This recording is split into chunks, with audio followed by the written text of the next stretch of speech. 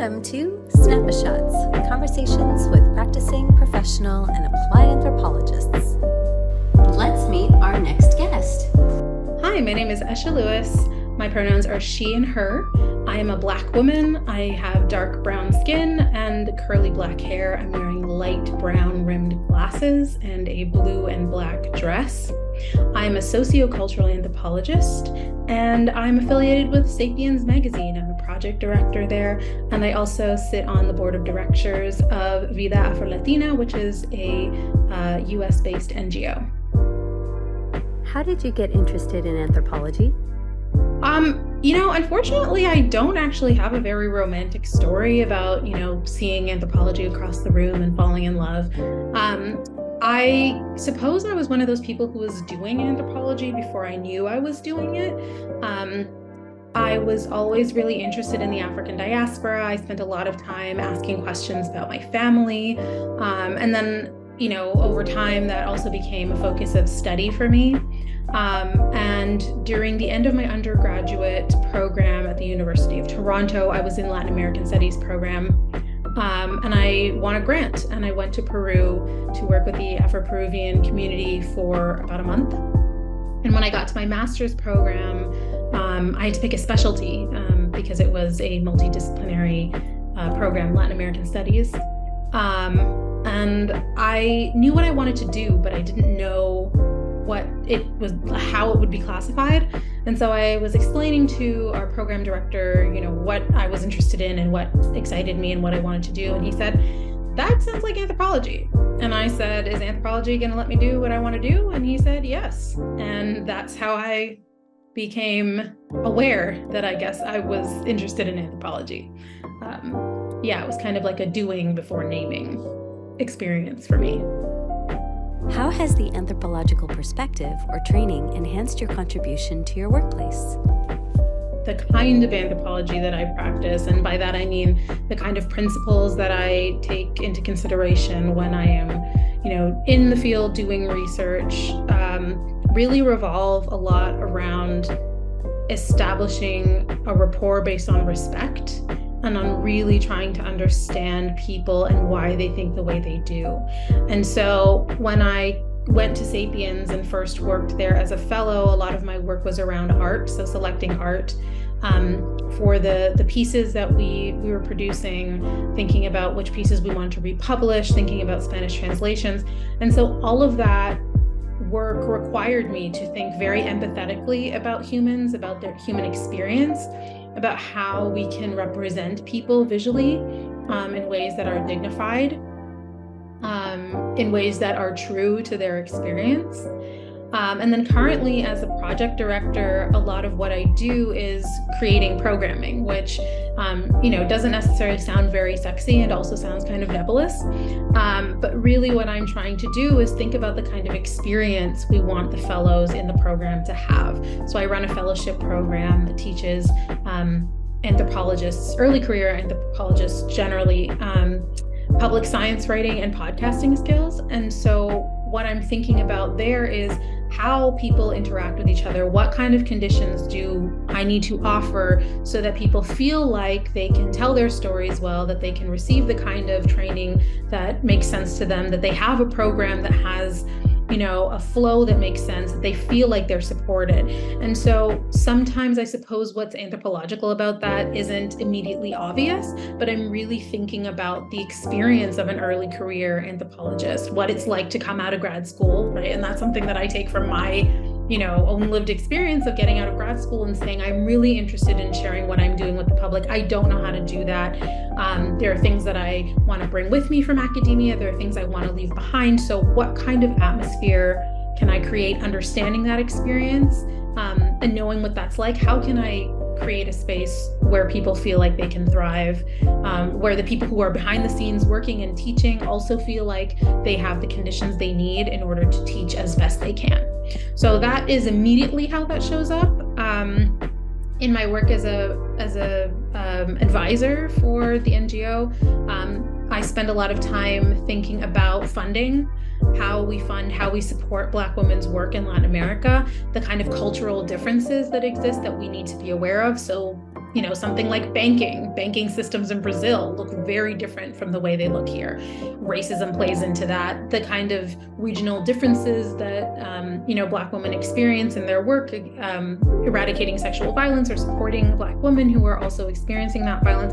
I do a lot of thinking about how the NGO can offer support, how we can create a horizontal relationship or try to, break down a lot of those hierarchical structures that have maintained this system of, we're benevolent and we give. How do we create a partnership, right, where we're really respecting one another and listening to one another so that everyone can meet their goal.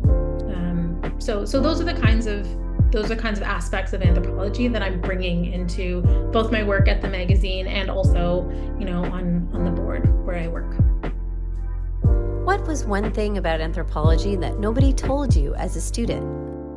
I don't think I really understood how lonely it can be sometimes.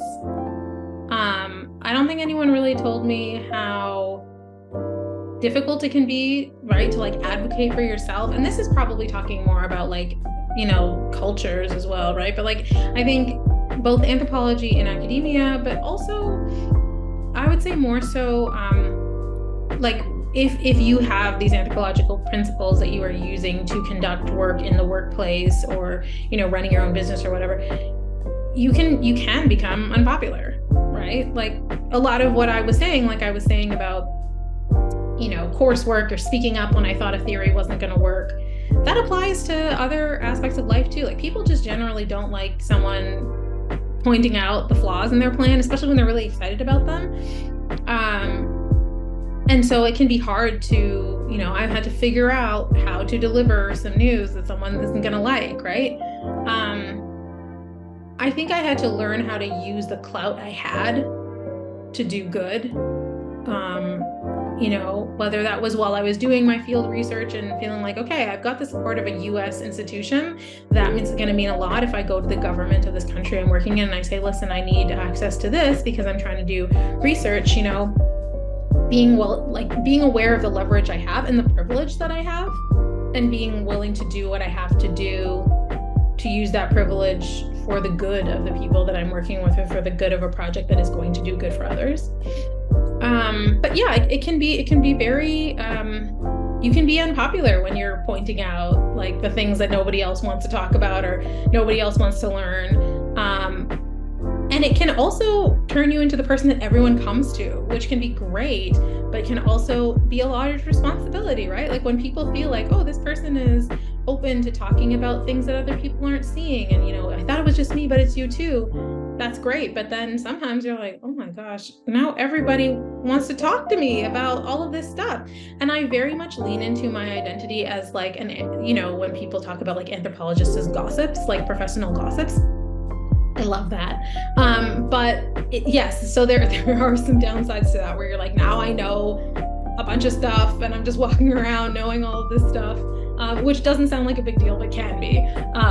So I guess that's both a positive and a negative, but when you have a my door is open policy, people are probably going to use it from time to time, right? What advice would you like to pass on to future anthropologists seeking roles in professional fields? I would really like those anthropologists to know that they have a lot to offer. I think that, organizations like NAPA exist for that reason. If anthropologists didn't really have anything to offer, then I don't think we would work so hard to try to set people up to offer that, right? I think it's really important to figure out how to translate your skills, right? Figuring out not only for a resume, but for you to be able to feel confident in saying, I am capable of doing whatever it is that I'm capable of doing. And I also think, a lot of us are trained again in an environment where we're expected to know everything. Even if you don't, then you should know how to fake it really well. But I think there is a great benefit, and I learned this from one of my professors, I think what makes a great professional is someone who knows how to identify the limits of their knowledge. So also not being afraid to say, I don't know. I don't have that skill yet. I can get that skill. This is something that I can acquire because I have a history of doing that. Like really looking at the times that you push yourself through something, or you learned something new, or you were able to adapt to a new environment. Like those are skills that don't sound like skills, but they really are skills, and they're very important. So really being able to have the confidence in yourself to say, I don't know, but I know how to find out. That does a lot. It takes a lot of pressure off of you to have to just know things that you have no business knowing, or you wouldn't have known if you know. And I think it's also the most honest and transparent way to move through the world, right? Is to just be really clear, or try to be clear about what you don't know, because that gives you a place to start working from, right? You're not expected to be, 100% qualified for every job you apply for, because then what would be the point? Why would you want a job you totally know how to do, right? So I think really maintaining the curiosity and being willing to say what you know and what you don't know, and being willing to open yourself to the possibilities of finding out. Thank you, Eshe, for sharing your experience as a practicing sociocultural anthropologist. For more sNAPAshots, find us at practicinganthropology.org, Meta, LinkedIn, and Twitter.